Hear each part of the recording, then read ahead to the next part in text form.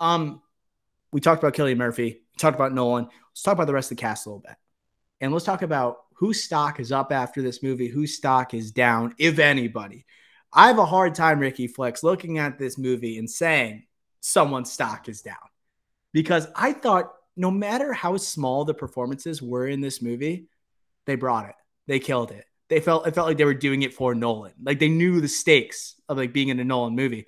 And you look at the budget of this movie, it was what, $100 million? Mm-hmm. And when I look at that and I see all these names, I'm just thinking of like these actors are probably just like, yeah, I'll take a pay cut, like Brady style. Like I'll just like, okay, I don't really have to do much here. I just want to be a part of this because they know it's going to be history.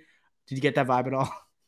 Yeah, yeah, but like at the same time, like a lot of these actors just, I don't know if they command a lot, but they're stars, and Really? we know them.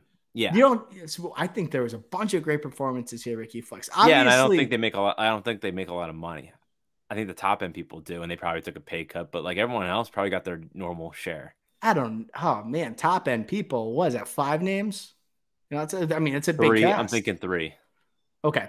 Well, that being said, not necessarily what we're going for in this conversation, but like stock up after this movie, Ricky Flex.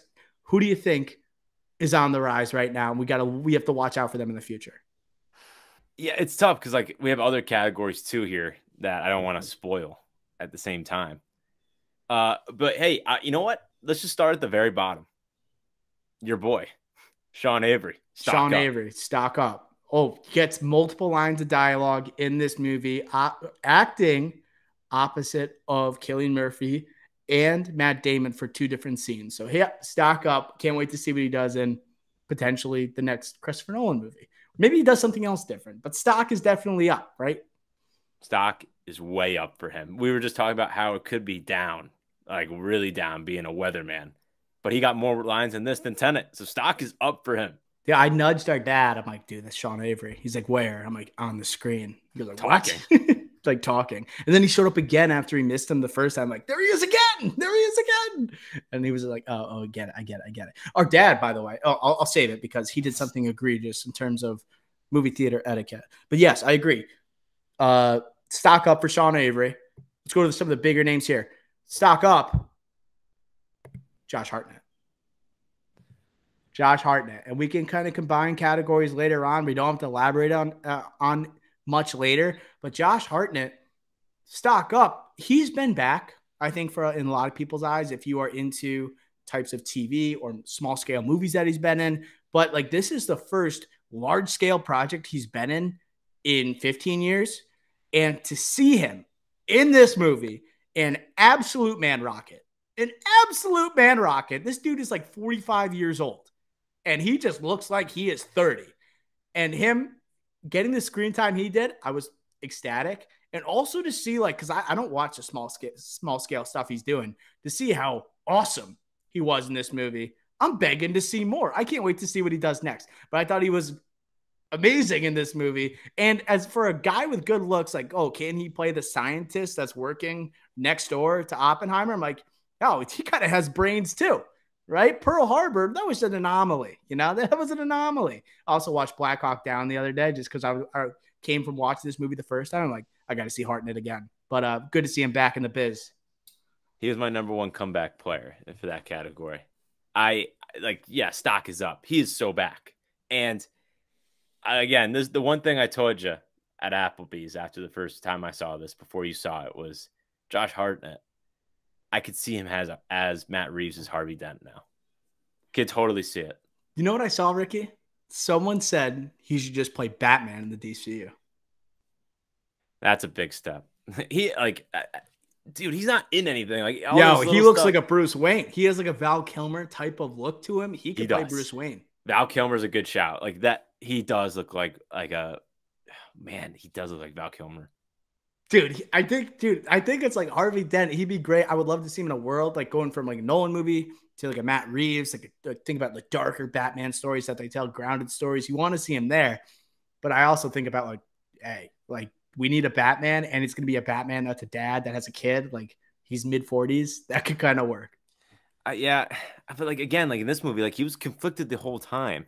Like he's trying to be a good guy, but at Oh the end of yeah, the day, it's like it's also he has to like Oppenheimer might be a communist. He might have to tell the government this. I could totally see him being like Harvey Dent, being the good guy, but then go bad. And like, I could totally see that. And he looked sharp. He looked like suave. He definitely could get a dark side to him. Alpha. He's an alpha out there. Like even I, the opposite of Oppenheimer, who's clearly smarter than him, he still holds his own. I thought he was excellent in this movie. you got Like, yeah. You can't just theorize, Oppie. Oh, we got to talk about his nickname. What do you think about the Oppie nickname? Hate it. Yeah. Hate it. But like, what else? It's true though. It's a mouthful to go Oppenheimer every time, or like Robert. You can go Bob. Could have called him Bob. Doesn't look like a Bob though. I feel like if his name was Bob, he would have been suspected more of being a communist. If his name was Bob, this is gonna sound egregious. Bob doesn't sound as smart as Robert. Yeah, Bob isn't winning a Nobel Peace Prize. Robert is. Nobel Prize. No, not even Robert. J. Robert is going to win a Nobel Peace Prize. Peace. Nobel Prize. He doesn't. Well, Nobel Prize. He doesn't end up winning. Yeah. Okay.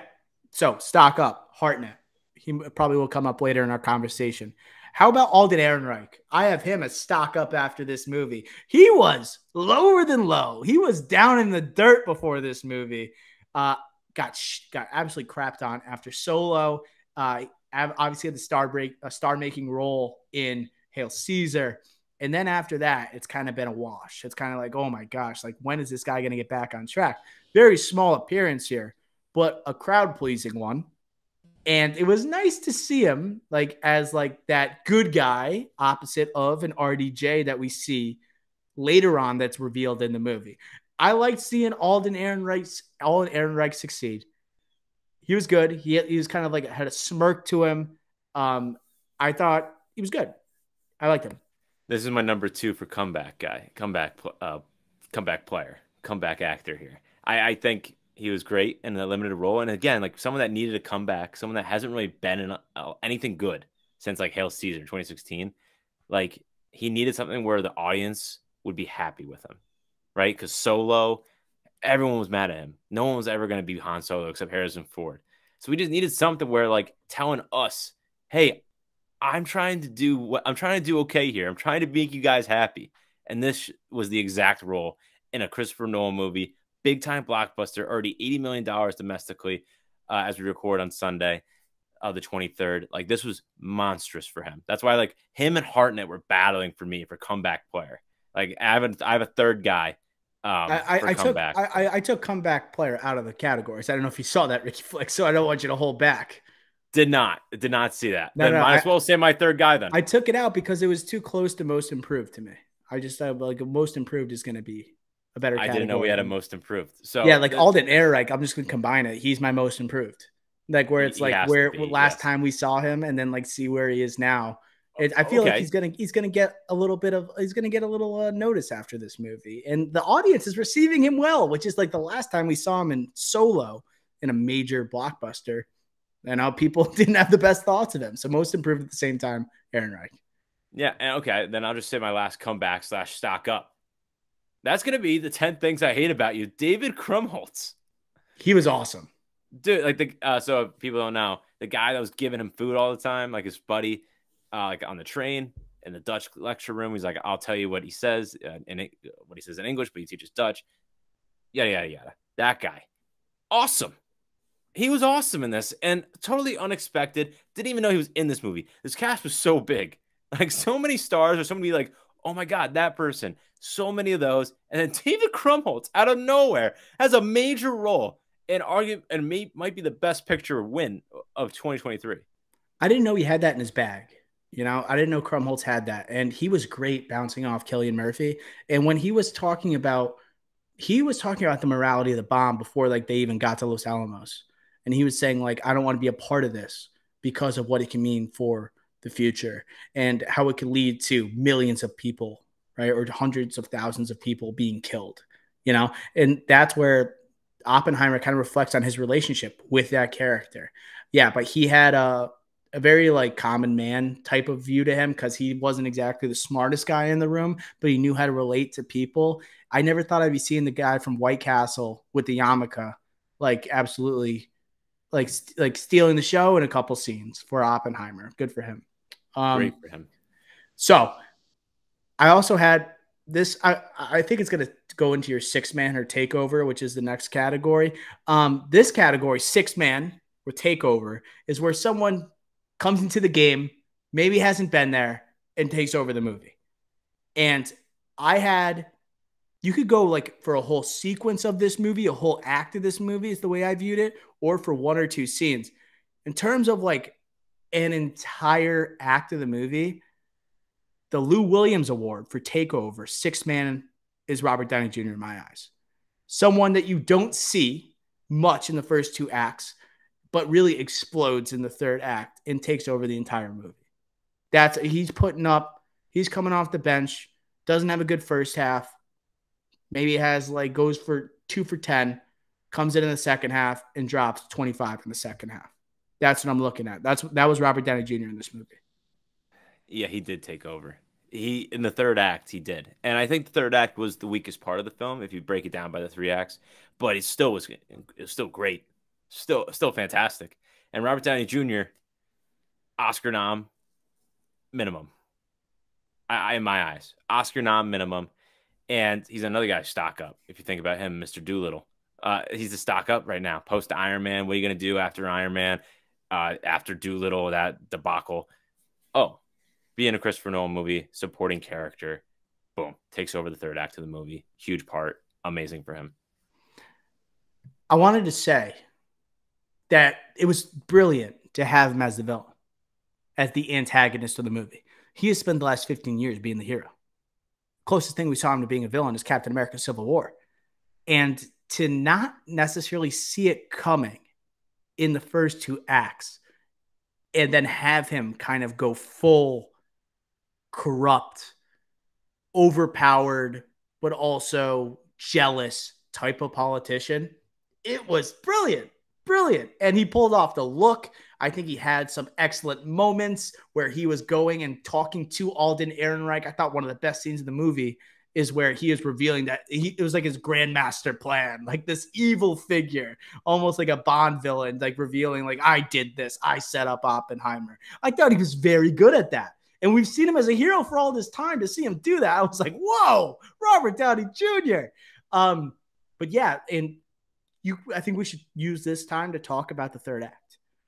The third act didn't work for me as much the first time.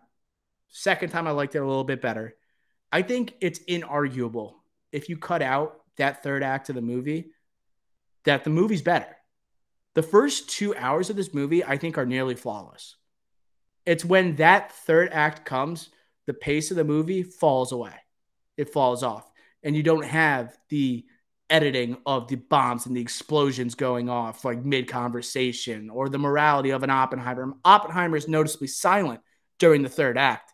And I think the movie kind of is hurt by that. But I still found it engaging. I think it gave a lot of time for the supporting cast to shine. So I ultimately liked it. And you got to show the consequences of dropping the bomb. You got to show how dropping the bomb impacts Oppenheimer and builds to that idea of they're going to come at you for this. They're not going to let you off for making this bomb. So I thought you had to include it. You could argue historically other directions you could have gone, but I think it was the right decision to continue the story after the dropping of the bomb. Yeah, like I felt like since they did do that, this could have been even a longer movie. Like it could have, and I would have been okay with it, but obviously 3 hours is already a long time. It didn't feel too long to me, but it did feel like we did lose momentum post atomic bomb drop, the test drop, and we kept going with the hearings / trial / whatever you want to call it, right? I think the end of the first act, when Killian gets out of the soldier uniform, puts on the poppy hat, puts on his shirt, tie, jacket, pipe, his traditional look. End of the first act, that was like, okay, let's get going for this atomic bomb. And then the whole movie shifted momentum into first gear, and we were going. That second act was marvelous. It usually like a second act is hard to like continue momentum of a first act, especially in a biopic. But here it's just like revved up the engines and just was like just absolutely floored us to the atomic bomb sequence. And then afterwards, it's like you can't live up to that. We just had a massive explosion. How do you like live up to that? It's so hard. And it's also again, like people are probably yelling, third act, it's hard to actually like put everything together. Yes, totally agree. But I think for a movie like this, where you have like the biggest thing in the movie, literally and figuratively, in the end of the second act, it's just tough to kind of keep riding that momentum. And this was just kind of a victim of its own. Yeah, I just wanted. I knew people that's like their biggest complaint. The movie's too long. You had a third act you didn't need, but you got to be able to see what this man became afterwards. That's what the whole movie was The whole about. point. It all comes back to Oppenheimer. The movie's not titled The Atomic Bomb, right? Like people are like wanting to see, oh, let's see it drop in Hiroshima, Nagasaki. How do you not mention the Japanese people? Well, it's more about like the moral struggle of this dude. That's the point of the movie, and people trying to tear him down. That that's why this movie titled Oppenheimer, and that I think excelled the Cillian Murphy performance and all like everything happening around him throughout the first two acts. But let's keep going. Other six-manner takeover you want to say, Ricky Flex? Yeah, like for me, like I kind of focused on the non-major slash supporting characters. I focused on the minor characters that like had bigger roles. So like Jason Clark, what was it? Rob, the lead like guy in the hearings slash trial slash I don't know how you call it. What are those called? It was a hearing. It was a hearing It was a closed hearing. because it was an appeal, but like yeah. So I think we all know what we're talking about here. He was like basically Jerry West but controlled. You know, like Jerry West from Winning Time. He was that character but controlled here. And the first time watching, I was like, okay, he did his job. But the second viewing, I really thought he did a good job. And it really like that third act, yes, that was RDJ. But when you don't have Cillian Murphy talking a lot, you have to have someone like carry the weight and kind of carry us, kind of remind us like this guy might be a communist. His brother was a communist, and telling us like all this guy's backstory, and then leading us to the new discoveries of him potentially actually being a spy for the Soviet Union. It's like he's kind of carrying us in those hearings in that third act. Yes, obviously he's not going to get the flair, but for me, he's like an unsung hero that yeah, I guess not so much a Lou Williams, more like an unsung hero is like a Jason Clark in this movie. Yeah, it's very thankless role. You know, it's just like he's going to be someone that is he's like the if you were to look at it like from an Marvel Cinematic Universe perspective, he's like a secondary thug to the villain. You know, he is someone else like orchestrating a lot of the underground stuff for the main villain. And that's what he felt like in this movie. And I kept thinking about Ricky Flex. Honestly, they portray him as such this angry villainous figure. But when you think about and put it in context of the time period, it's a very scary time with who has the power of the atomic bomb, right? And the idea of this person being in charge of this program and people are leaving this program and telling things to the Soviets, which actually happened, it makes sense.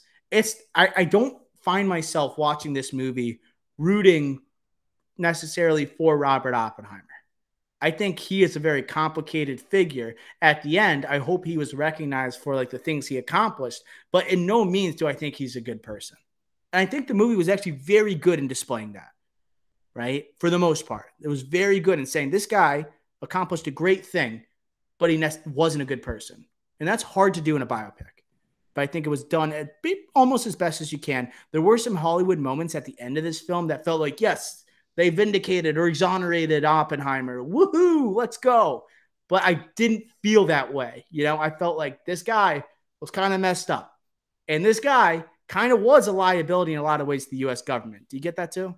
Yeah, completely. Like he's not a good person. Like he cheated on his wife multiple times, like with multiple women multiple times. Like he's not a good person. But at the end of the day, like you are on his side. But that's why Christopher Nolan like is the MVP of this movie. He got it. He got everything put together. So we are conflicted, and we are rooting for him because it is his biopic. But at the end of the day, we understand everything that's going around, and that's why Jason Clark in these hearings, like kind of the unsung hero part of it, it's like he's kind of opening our minds by saying, "Yeah, you're rooting for this guy who literally like cheats on his wife. He does this bad thing and this bad thing." Like he's kind of reminding us of what he truly is. Right. You know, and he's that classic McCarthyism type of figure during that time. And like, it's not like he was the only one thinking like this at the time. It's a very politically polarized or divisive climate that they live in, you know, so it's not shocking whatsoever. Smaller scale takeover. I want to say Rami Malek. Rami Malek take over for about 3 minutes of this movie. Doesn't have a thing to say until the middle or towards the back half of the third act, basically the end of the movie. And he's the one who exonerates basically and reveals that Strauss is this guy who's trying to take down Oppenheimer. And I think he has a great presence and he understands the moment, the gravity of the situation. I'm not a huge Rami Malek guy, but I think he actually did really well in this moment. In this is like the Hollywood ending I was kind of talking about that I didn't necessarily like, where it was just like, oh yeah, like we did at Oppenheimer. Yes, you are free. Like you get your clearance. It's like the stakes aren't that high, but like Rami helps elevate it a little bit. I thought he was good in that one moment and really wasn't given much to do after it, but I think it was good enough.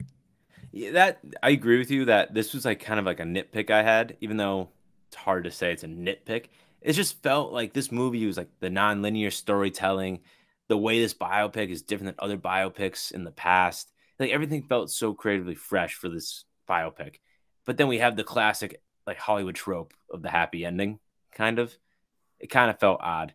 Um, but at the end of the day, like the movie did continue, so it did like kind of save itself in my eyes with the RDJ post post hearing, and then also the Albert Einstein and Oppenheimer conversation at the end, which is a callback to the beginning of the movie, but this time objective in color. So, in all, like, yes, for sure, the Hollywood ending, but I think it does make up for it after it. Yeah. Any other nominees you have for Takeover? I, take, I think we should call out Jennifer Lame, the film editor. She's gonna get an Oscar for this. No, you said call out. You made me nervous. I'm like, you mean Oh. highlight? Like, Sorry, highlight. Yeah. yes. Sorry. Shout Yeah. out. Shout out. Shout out. Jennifer Lame. I want to call out the editor of this movie. Positive. Unbelievable editing. Like, this is definitely going to win an Oscar. I can't imagine like when you do a non-linear story like this, and especially like three-dimensional, you're automatically nominated pretty much for something that's as big of a movie as like Oscar praise or like the Oscar bitey movie type of movie, let alone it was this good. So I just want to shout out Jennifer Lame, who's done like Tenet with Nolan. She's done like Hereditary and a bunch of Marriage Story. So she's an unbelievable editor, and she's definitely going to get nominated at the minimum. All right. Shout out. Shout out Jennifer Lane.